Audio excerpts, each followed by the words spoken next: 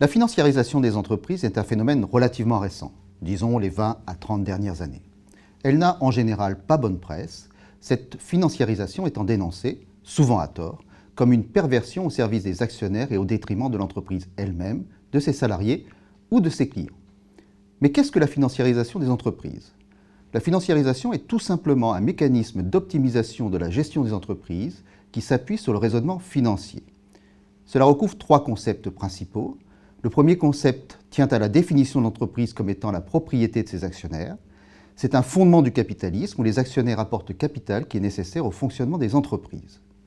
Le deuxième concept renvoie à l'arbitrage rentabilité-risque, fondement de la finance moderne. Schématiquement, si je veux beaucoup de rentabilité, je dois prendre beaucoup de risques. Si je ne veux pas prendre beaucoup de risques, je n'aurai pas beaucoup de rentabilité. La combinaison de ces 2 premiers concepts conduit à suggérer que l'entreprise, propriété de ses actionnaires, doit être gérée dans leur intérêt, c'est-à-dire qu'elle doit maximiser sa rentabilité, ce que l'on appelle aussi sa création de valeur, en fonction du niveau de risque porté par l'entreprise. Le troisième concept, c'est que la valeur naît de la stratégie de l'entreprise, de son avantage concurrentiel, de ce qui fait que des clients vont acheter ses produits ou ses services, plutôt que ceux de ses concurrents. Le raisonnement financier ne crée pas de valeur en soi. Il optimise la valeur créée. La financiarisation consiste alors à tenter de maximiser l'équilibre rentabilité-risque issu de l'avantage concurrentiel dans une perspective actionnariale. Mais concrètement, quelles en sont les conséquences pour la gestion des entreprises ?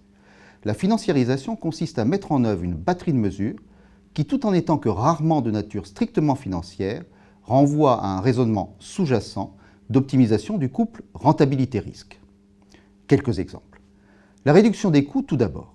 C'est la mesure la plus évidente, même si elle n'est pas toujours aisée à réaliser, et si parfois elle peut conduire à des excès, comme ceux du cost-killing, comme les déboires récents du gérant de l'agroalimentaire américain Kraft Heinz l'illustrent très bien. L'allègement des actifs ensuite. Pour améliorer la rentabilité des actifs investis dans l'entreprise, il est nécessaire pour un niveau d'activité et de rentabilité donné de réduire les actifs.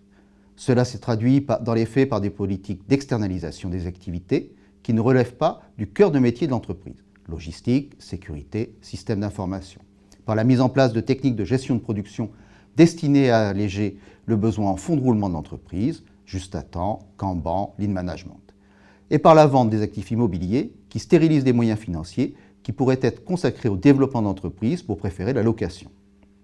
Le groupe hôtelier français Accor s'est ainsi progressivement séparé de la propriété des murs de ses hôtels. La vente des actifs immobiliers lui a permis de dégager des ressources qu'il a pu consacrer à son développement, et notamment au rachat de concurrents comme le Suisse Movenpick. Autre exemple, le levier financier. Il consiste à augmenter la proportion de la dette au détriment des capitaux propres dans le financement de l'entreprise, ce qui permet d'améliorer la rentabilité pour les actionnaires. Soyons justes, ce n'est pas nécessairement une préconisation de la théorie financière, car si l'espérance de rentabilité augmente bien, le risque également. Pour autant, dans la période actuelle, marquée par des taux d'intérêt faibles, le levier financier des entreprises a beaucoup augmenté et il est également à l'origine d'opérations plus contestables, comme les LBO, dont certains d'ailleurs se terminent mal. On pense ici à Solocal, les pages jaunes, ou à la Société française de gestion de l'eau, la SOR. Illustration suivante, la spécialisation des entreprises et le recentrage de ses activités. Cela renvoie à la nécessité de rendre lisible et évaluable le risque de l'entreprise par les actionnaires, qui doivent diversifier le risque de leur propre portefeuille d'investissement. Cela conduit à recentrer les entreprises sur leur cœur de métier et une activité unique pour qu'elles puissent s'appuyer sur un avantage concurrentiel durable, perceptible par les clients et rentable. De fait, aujourd'hui, dans les pays occidentaux, la plupart des entreprises sont spécialisées et non diversifiées. Cette focalisation sur le cœur de métier a des conséquences très importantes en termes économiques. Fusion et acquisition entre entreprises du même secteur, scission d'entreprises, on découpe les entreprises pour créer des structures spécialisées, comme vient de le faire le groupe français du numérique Atos avec Worldline. On peut même inférer que la financiarisation est un élément explicatif déterminant de la mondialisation. Les entreprises ne pouvant plus trouver de gisement de croissance au travers de la diversification, elles sont conduites à exploiter leurs avantages concurrentiels à l'échelle mondiale pour trouver des marges de progression, que ce soit par croissance interne ou externe. La gouvernance d'entreprise, enfin, prenant acte de la faiblesse des mécanismes d'encadrement et de contrôle des dirigeants, la théorie et plus précisément la théorie de l'agence, puis la pratique, ont produit des principes de bonne gouvernance.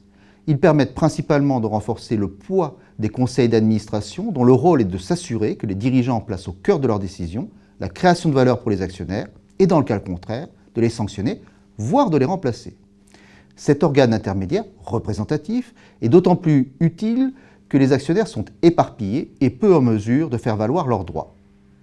La liste des outils de la financiarisation pourrait être encore allongée, mais ces quelques exemples paraissent suffisants pour comprendre la logique à l'œuvre dans la vie contemporaine des affaires.